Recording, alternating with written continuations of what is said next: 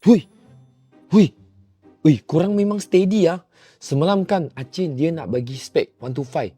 Head billet, block 70, siap pipe, siap gearbox, siap crankshaft. Tapi dia cakap saya malu sebab anak dia perempuan tu follower 2 juta tapi I baru 500. Lepas tu dia cabat saya, kata sampai 600k dia baru bagi barang. Tapi korang memang steady. Semalam I post video, hari ni 1 hari saja. Tengok. 529k. So jadinya 1 hari 30k follower. Wih, korang memang steady. So 1 hari 30k, balance lagi 70k.